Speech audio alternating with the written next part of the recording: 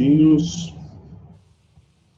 Ok, boa noite a todos. Estamos no ar, seja bem-vindo, seja bem-vinda. Esse é o Fórum 21, programa de entrevistas que vai ao ar pelo YouTube, Facebook e Twitter da revista Fórum, de terças, quartas e quintas-feiras, comigo, Ivan Longo, jornalista da Fórum aqui de São Paulo, sempre com um convidado especial para debater os assuntos de política que estão em alta na semana, que estão em alta no dia.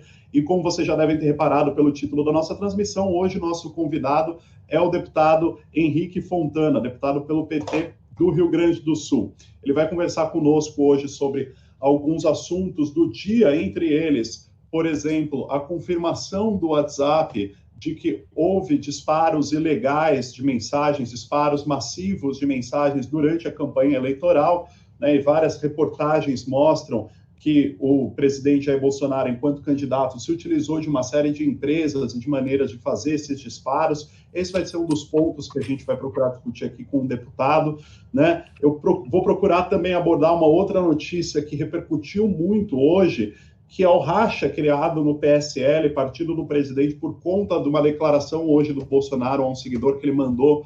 Um apoiador esqueceu o Luciano Bivar, que é o presidente do partido dele, esqueceu o PSL porque ele não quer se queimar, né? Eu acho que esse é um ponto interessante de discussão também, entre outros, né? A gente tem bastante coisa para discutir hoje. Eu gostaria de ressaltar, para quem se interessar, falar rapidamente de um outro assunto antes da gente começar a nossa entrevista. Para quem se interessar e quiser acompanhar a crise no Equador, né? A população está nas ruas do Equador contra o presidente Lenín Moreno. A Fórum tem feito uma cobertura bem ostensiva desse caso.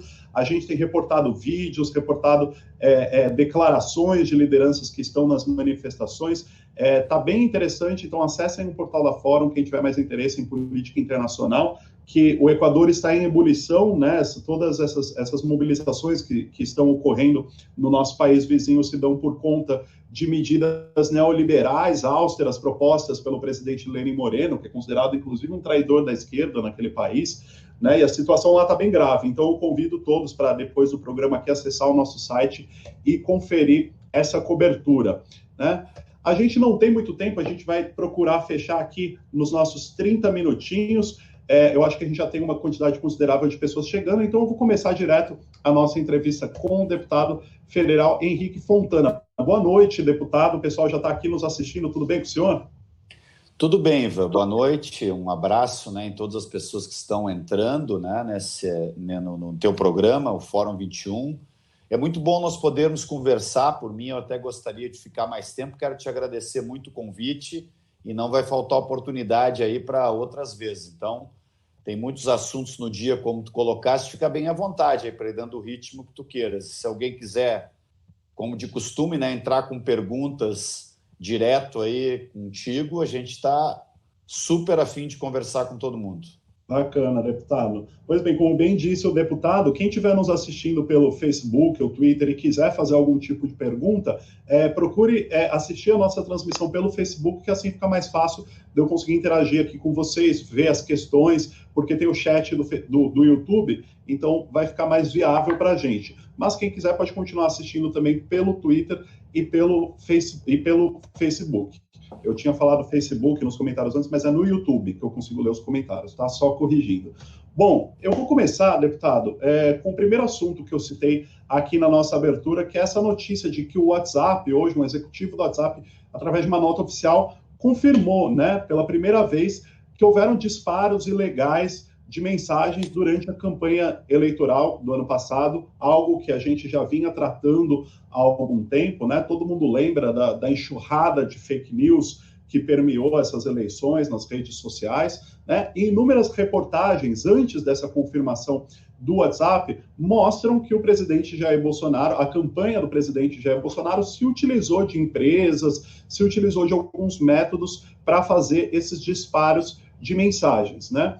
E pela legislação isso é crime eleitoral, né, deputado? Então, diante dessa informação, o que eu te pergunto? Você acha que essa confirmação, somada aí a uma possível instalação da CPI das fake news, pode dar abertura, criar um cenário para que até mesmo, em última instância, a eleição de Jair Bolsonaro seja cassada, uma vez que a gente está falando de um crime eleitoral? Bom, Ivan, Primeiro é isso que tu falaste, né? As evidências estão se avolumando. Nós temos, desde o processo da eleição, que nós estamos dizendo isto, denunciando isto. Os mecanismos de ilegalidades, eles são um sequencial, né? Hoje, o executivo do WhatsApp, né, que eu estou aqui até com a matéria para lembrar o nome dele, Ben Supple, ele assumiu que, de fato, eles têm, provavelmente, né, como mostrar que a campanha do Bolsonaro utilizou o sistema de disparos em massa, utilizando robôs, telefones, inclusive chips, né, que foi outro mecanismo ilegal que ele fez. Ele utilizou diversos números de telefones que eram de pessoas que não estavam mais utilizando, ou fraudou a forma de utilizar aquilo ali. E a outra ilegalidade grande que teve é que todos esses disparos foram pagos com dinheiro de caixa 2, porque nenhum deles, o disparo é ilegal, o disparo em massa, o disparo de fake news deve ser considerado ilegal, além do próprio disparo, né? E ele pagou, a campanha do Bolsonaro pagou através de diversas empresas, essas matérias foram largamente divulgadas, a Folha e outros repercutiram este tema, foram pagas utilizando também robôs de fora do país. Então não se sabe quanto, mas foram, ao contrário do que diz o ministro do Bolsonaro da Justiça, o Sérgio Moro, né? O presidente Bolsonaro não fez uma campanha barata. Ele fez uma campanha com muito caixa 2. Aliás, não é a pergunta, mas outro parênteses que é notícia deste fim de semana e de ontem e de hoje, que está repercutindo cada vez mais, é que durante também uma investigação da Polícia Federal, do caso dos laranjas, né, das candidaturas laranjas do PSL, apareceram planilhas onde existe uma lista, né, de despesas para, por exemplo, em gráficas ou outros, eu não sei dos detalhes ainda, onde tinham duas colunas. Uma das colunas era chamada de alt, ou seja, mostrando um forte indício de mais um sistema de caixa 2 na campanha do presidente Bolsonaro. O que nós vamos fazer? Primeiro, nós vamos insistir na CPI das fake news, que já está instalada, que já votou uma série de requerimentos, para que seja convocado este executivo do WhatsApp. O Ben Supple venha nos falar como é o sistema que eles estão se dando conta e de que maneira eles mostram esses disparos, né, em massa e ilegais da campanha do Bolsonaro. Evidente que a grande questão é a justiça eleitoral brasileira. Ela é que tem que aprofundar esta investigação. Nós aqui estamos fazendo o possível, denunciando, diversos setores da imprensa estão também tratando desse tema, mas o que nós precisamos perguntar é ao Tribunal Superior Eleitoral se ele vai garantir ao Brasil uma investigação séria sobre todos esses indícios que estão ocorrendo. Se isto pode ou não levar ao afastamento do presidente Bolsonaro, pode, né? Evidente que eu sempre tenho dito isto com muita prudência, né? Nós não queremos repetir qualquer lógica que possa ser compreendido pela população como um golpe, como foi feito contra a presidenta Dilma. Então, o que nós queremos, por hora, são investigações sérias do Tribunal Superior Eleitoral, investigações sérias da CPI, e, obviamente, é difícil esperar investigações sérias e independentes da Polícia Federal, porque ela hoje está manietada, como a gente diz lá no Rio Grande do Sul, né? Controlada, aparelhada por Bolsonaro sob o comando de Moro. Ainda existem policiais que estão trabalhando, né? E o próprio Ministério Público tem que entrar nisso. Mas também no Ministério Público o processo de aparelhamento, infelizmente, é cada vez mais forte, e o processo de intimidação também do governo Bolsonaro, né? Sim, pois é, deputado. Antes de ir para a próxima pergunta, só para interagir um pouco aqui com os nossos internautas, tem conterrâneos do senhor aqui, deputado, acompanhando nossa transmissão. O Elver Galves mandou um abraço lá direto de Porto Alegre para o senhor. para todo mundo que está nos assistindo. Legal. Também. Teve um outro internauta aqui que perguntou como estão as investigações com relação às fake news. Eu acho que o deputado já respondeu aqui, inclusive, né, porque a CPI foi instaurada, estão nessas fases aí de convocações, né, para avançarem as investigações dentro do Congresso com relação a esse tema, né? Um outro assunto... E uma informação importante sobre as fake news, eu já te ouço para não levar muito tempo aqui, é que um dos requerimentos aprovados é aquele que requisita toda a investigação já feita pelo Supremo Tribunal Federal, pelo STF, né? E que, obviamente, já ouviu muita gente, já tem muitos dados acumulados, então a CPI vai receber a íntegra desta investigação e isso também vai abrir muitos caminhos, né, de investigação sobre as fake news em geral no país, né? Não só no período eleitoral, evidentemente. Sim, bacana. Agora, deputado, eu vou chegar lá também, o senhor citou essa questão do Caixa 2, mas antes eu gostaria de repercutir com o senhor uma outra notícia do dia que tem a ver com o Bolsonaro também, que foi o seguinte, né? Hoje, um eleitor, um cidadão, um apoiador do Bolsonaro foi tirar uma foto com ele, e foi gravar um vídeo, na verdade, com ele, e falou lá, tô aqui com o Bolsonaro e Luciano Bivar pelo Brasil, etc. E o Bolsonaro pediu para aquele apoiador não divulgar aquilo, porque aquilo ia queimá-lo, já que o Luciano Bivar, presidente do PSL, está sendo investigado por Caixa 2 em sua campanha. Essa declaração do Bolsonaro, ao não querer ser associado ao Luciano Bivar, gerou um racha aí no PSL, né? Já tem muito deputado do PSL defendendo um manifesto do partido em defesa do Luciano Bivar, né? Enfim, eu queria saber como o senhor avalia essa postura do presidente com relação ao seu próprio partido. É normal uma figura com cargo executivo, majoritário, como o dele, renegar o próprio partido dessa maneira? Como o senhor avalia essa situação, esse racha agora criado no partido do presidente?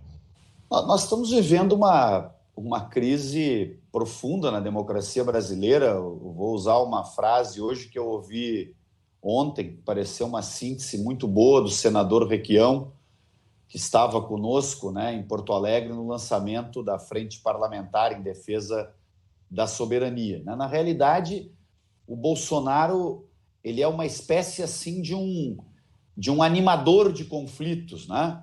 Ele tem esse estilo, isso é algo calculado, né, da parte dele. Agora, objetivamente, enquanto ele gera esta confusão toda, né, vai animando estes conflitos entre setores e alimentando esta parte dos brasileiros que faz parte desta base mais fechada de apoio ao Bolsonaro e que se satisfaz com essas coisas, enquanto isto vai sendo posto em prática, infelizmente, no Brasil, um programa duríssimo, né, de regressão econômica e um programa de um austericídio que está nos levando a uma crise econômica cada vez maior, uma concentração de renda, desemprego cada vez maior, queda na renda das pessoas, paralisia dos investimentos públicos. Por exemplo, o Brasil, em 2014, estava investindo em torno de 120 bilhões. O governo federal estava investindo em obras, em construção de novas universidades, estradas, e tanto os investimentos públicos todos. Este ano, para tu teres uma ideia, Eva, vai fechar mais ou menos em 20 bilhões. Então, a economia brasileira está parando e o país está posto à venda. Agora eu volto, né, para a questão do PSL. O PSL ali ninguém se entende, né? Uma disputa, tem muitas pessoas ali que se elegeram nesta onda bolsonarista, numa espécie né, nesta forma, né, neste período histórico que o país estava vivendo, uma espécie de um acidente de percurso.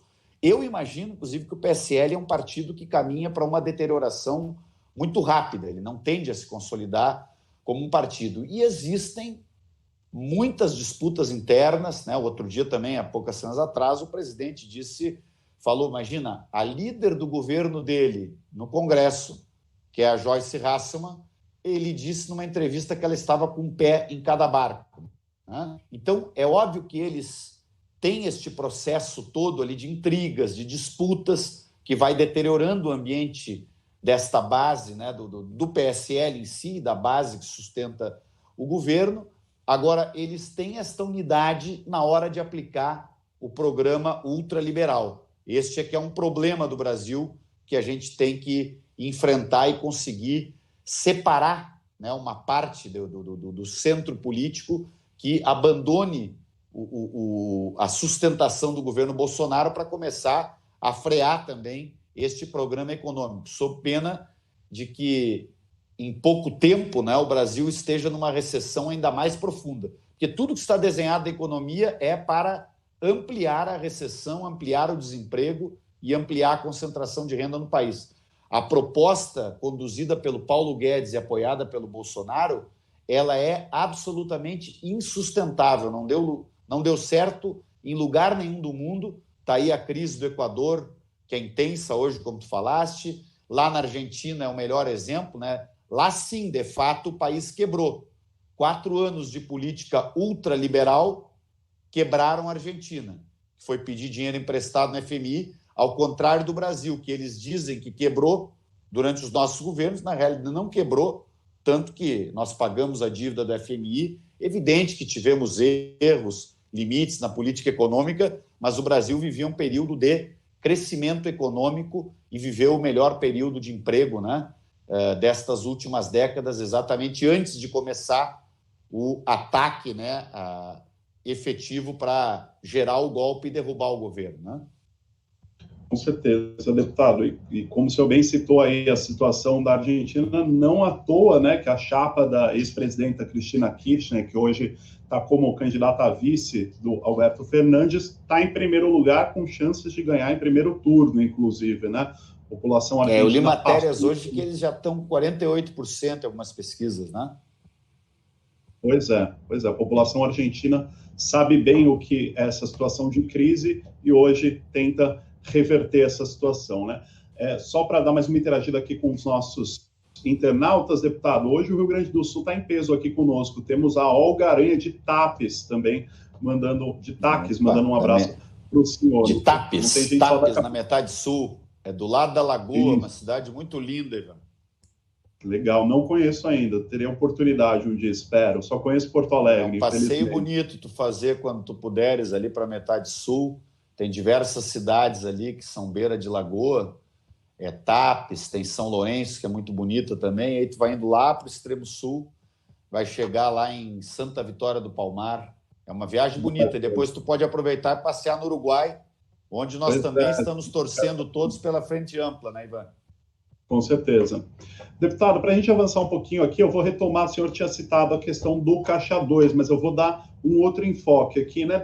Saiu essa matéria na Folha de São Paulo, né, que mostra que parte do dinheiro desse laranjal do PSL pode ter sido usado para abastecer a campanha do próprio Jair Bolsonaro. E após essa matéria, como uma forma de retaliação, o Bolsonaro novamente atacou a Folha de São Paulo, chamou o jornal de esgoto e ainda fez lá uma sinalização para os anunciantes, né, para as empresas não anunciarem no jornal, né? E quem está falando isso é o presidente da República. Então, soa, né, até como uma tentativa aí de intimidação. O senhor enxerga isso como uma outra forma, uma forma mais velada até de censura, de tentar calar a imprensa através de suas finanças, tentando afastar os patrocinadores? É gravíssimo isso, né, Ivan? E todos os nossos internautas, na realidade, nós estamos dentro de um ambiente de censura. Semana passada veio a público com mais clareza a forma como o setor cultural da Caixa Econômica Federal está selecionando e censurando espetáculos, e aqui é a censura explícita. Ele tem repetido isto, vamos dizer, a censura, né, com o uso e o abuso da autoridade de presidente da República. A lei de abuso de autoridade poderia ser, e deve ser, aplicada aqui ao Bolsonaro, porque ele está usando a função de presidente da República, que tem limites institucionais dentro dos quais ela deve atuar, em condições normais, não nesta anarquia institucional que está o nosso país hoje, infelizmente. Então, ele usa o poder de presidente da República para intimidar aqueles que pensam diferente dele, na imprensa e em outros lugares também, nas artes, na cultura, na política, ele é aquele que transforma a pessoa que pensa diferente dele na política em inimigo a ser eliminado. O famoso discurso que ele fez dias antes da eleição, onde ele dizia, né, que os vermelhos iam ter que sair do país ou que iriam ser presos, etc. Então, esta lógica, né, agressiva, autoritária e intimidatória é uma lógica crescente. Então, o sistema está se fechando. Nós não estamos vivendo uma democracia ao longo dos últimos 4 anos. E desde a eleição do Bolsonaro, a despeito dele ter sido eleito pelo voto numa eleição manipulada por diversos processos, que a gente está falando um pouco sobre eles, mas a despeito dele estar legitimado por um voto que nós questionamos também por todas essas outras variáveis, ele está aplicando um sistema autoritário de fechamento muito mais forte e pesado do que vinha sendo aplicado pelo governo Temer. Então, é gravíssima esta reação dele em relação ao jornal Folha de São Paulo, e assim como toda a reação dele em relação a diferentes espaços, né, da mídia de internet, de blogs, de canais no YouTube que ele ataca, né, estimula a violência contra esses canais, e tudo aquilo que estiver ao alcance dele como presidente da República, infelizmente ele fará, usando também, além do poder político, o poder econômico de presidente da República. E esta frase, né, dele e do ministro, né, não é ministro, é o coordenador ali da comunicação, que explicitamente disseram, e infelizmente, né, ele está trabalhando com os setores dóceis da mídia. Alguns setores da grande mídia, inclusive, estão meio na dúvida para que lado ir, né? A Rede Globo está na política do morde e assopra, né? Algumas coisas ela critica, outras ela vai e protege o governo Bolsonaro, porque a Rede Globo é uma que apoia toda esta agenda ultra neoliberal na economia. Então, ela fica naquela dúvida do que fazer, né, diante da própria discriminação, aspas, né, que a Globo está sofrendo, porque em relação à mídia tradicional, às redes de televisão, a Globo está perdendo recurso em favor da Record e de outras redes que o Bolsonaro quer alimentar nesse conflito. Então, muito grave, é censura clara de um novo tipo que nós devemos ampliar alianças no sentido de denunciar e tentar fazer disto também mais um mecanismo para frear o governo Bolsonaro. Sim.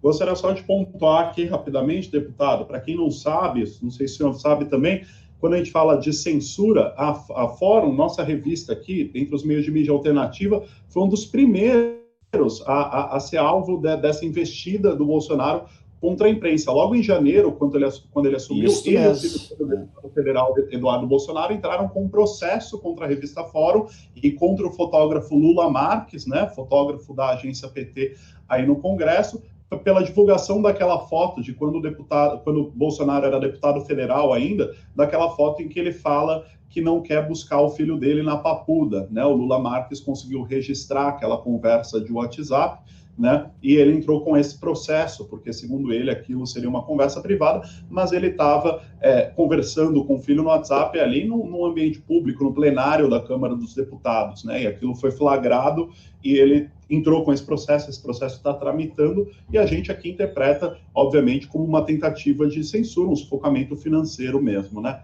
Não é muito diferente do que ele vem tentando encampar com outros veículos. E no início também do governo, logo no início, uma frase só para completar e reforçar o que você está dizendo, ele também cortou todos os apoios, anúncios institucionais que, do meu ponto de vista, um governo pode e deve anunciar, e deve anunciar tanto na Rede Globo, como também deve anunciar em diferentes espaços da mídia alternativa. Ele cortou todos daquela arrancada e passou, obviamente, a selecionar os veículos que são dóceis às suas ideias, né? Sim, sim. Já caminhando para o final, deputado, só ler o comentário de uma internauta aqui que mandou um abraço para o senhor, a Beth, de Brasília. Ela diz: boa noite, Ivan, ótimo trabalho seu. Deputado Fontana, sou sua fã, parabéns pela sua trajetória. O Brasil precisa de mais pessoas como tu. Então fica aí o recado da Obrigado, Beth. Beth. Faz bem para a alma ouvir um recado desse, né, Ivan? Opa, com certeza.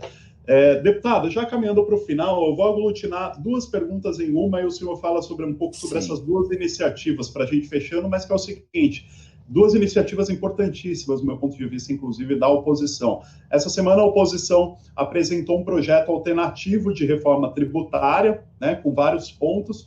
E a primeira coisa é essa: eu gostaria que o senhor explicasse para quem está nos ouvindo, em linhas gerais, de forma resumida, do que se trata desse projeto de reforma tributária alternativa feito pela oposição, e também o lançamento dessa frente em defesa da soberania nacional, outra iniciativa importantíssima que o senhor participou. Do que se trata exatamente, de forma resumida, essas duas iniciativas, deputado, e como o senhor acha que essas iniciativas vão influenciar nas políticas públicas daqui para frente, dado o momento que elas foram lançadas e tendem a avançar? Ivan, assim, primeiro uma coisa muito boa da gente dizer rapidamente em cima desta pergunta, né, que tu engloba essas duas iniciativas, é este símbolo de um ambiente que eu sinto que é o que todos os defensores da democracia no Brasil querem, e especialmente aqueles identificados com as ideias de esquerda, que são a maioria dos internautas que estão nos acompanhando, que é esta construção de uma unidade política da oposição no Brasil. Né?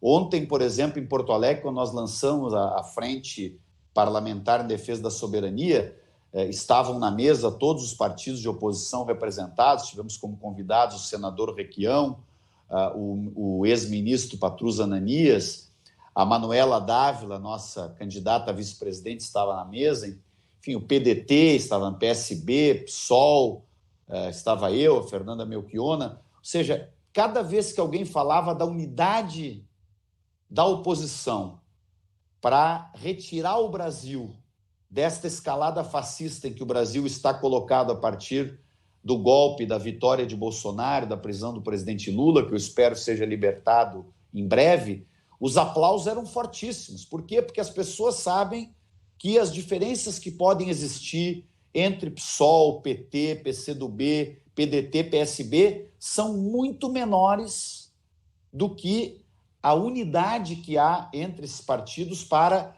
nós abrirmos um cenário democrático de novo no país. Então, essas duas iniciativas, e aqui a iniciativa do lançamento, né, da nossa proposta de reforma tributária justa, solidária e sustentável, que todos vocês vão estar encontrando, né, na internet, nas redes, que a gente está publicando todo o material, ela tem este fundamento importante, que é a construção progressiva da nossa unidade, que eu espero se configure em muitas cidades no ano que vem, na disputa eleitoral, né? E espero que se construa esse ambiente para, no momento do final do governo Bolsonaro, seja ele ao final dos 4 anos, ou seja ele antes, porque ele cometa algum crime, né? Ou estas investigações levem à interrupção deste mandato, que nós possamos ter esta unidade para disputar um novo caminho, né?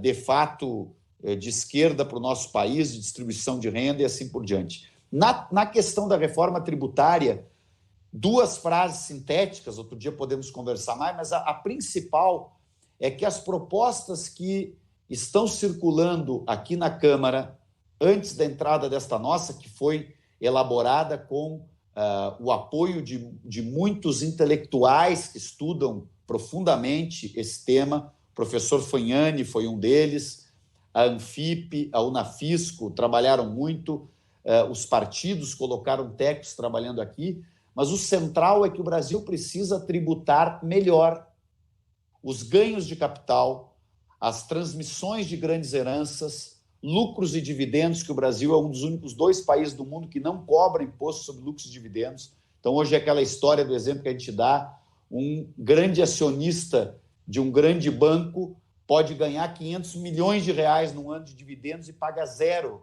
de imposto sobre isso. E um trabalhador que ganha 5 mil reais, 6 mil reais, já está pagando imposto de renda. E nós temos muito imposto que é pago sobre o consumo. Então, o centro da nossa proposta é diminuir a tributação sobre consumo, portanto, proteger os mais pobres de tributos que hoje eles pagam e ampliar os impostos sobre os ganhos de capital, sobre os ganhos de renda das pessoas e também na hora de transmissão de grandes heranças. Só para também ilustrar para o nosso internauta, a gente está caminhando para o final, mas hoje mesmo quem usou esse exemplo foi o Ciro Gomes, numa fala que fez aqui numa comissão da Câmara.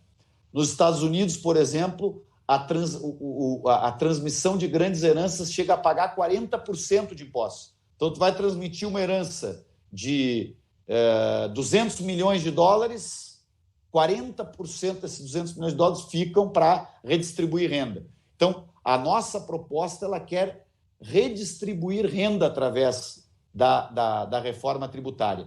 E esta reforma tributária vai ser um teste forte, não será fácil, porque o parlamento tem maioria conservadora, mas para nós ver que se o mesmo parlamento que retirou direitos de trabalhadores que se aposentam com R$ 1.500, R$ 2.000, R$ 2.500, se ele terá a mesma coragem e a mesma capacidade de fazer justiça agora e cobrar imposto justo sobre lucros e dividendos, por exemplo. Aliás, na minha visão, o Brasil não deveria ter feito a reforma da Previdência que fez, deveria ter começado por esta reforma tributária e depois fazer pequenas mudanças na Previdência que atingissem só o andar de cima na área previdenciária, né? Sim, pois é.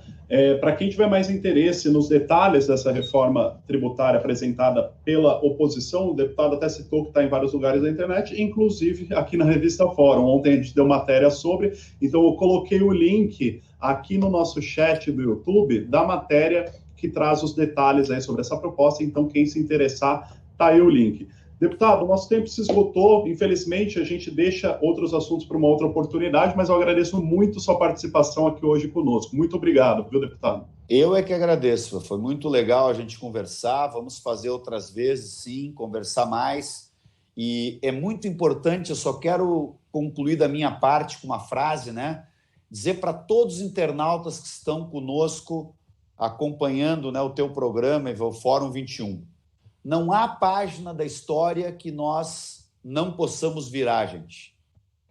O mundo já viveu em diferentes países, diferentes nações, situações duríssimas. Quer dizer, a Alemanha enfrentou e superou o nazismo, a Itália, né, superou o fascismo de Mussolini.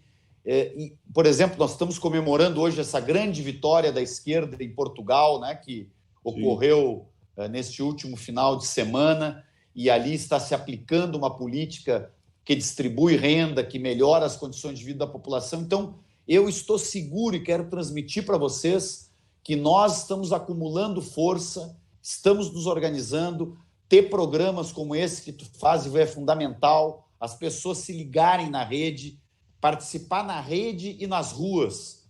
Não há mobilização de rua sem mobilização adequada e qualificada nas redes, sem informação de qualidade. Assim como não há uma rede consistente se nós não tivermos também linkados com o que está acontecendo nas ruas. É lindo ver as imagens do Equador, né, desses últimos dias, do povo reagindo a este ataque, né, ultraliberal à economia dos mais pobres no Equador. E aqui no Brasil nós estamos acumulando forças, estamos superando obstáculos e eu tenho segurança de que todos nós juntos, nesta ampla aliança de oposição, vamos sim virar esta página da história tão triste que é o bolsonarismo e este governo de extrema-direita que a gente tem no nosso país. Um abraço para cada um dos internautas que estão conosco, um abraço grande para ti, Ivan.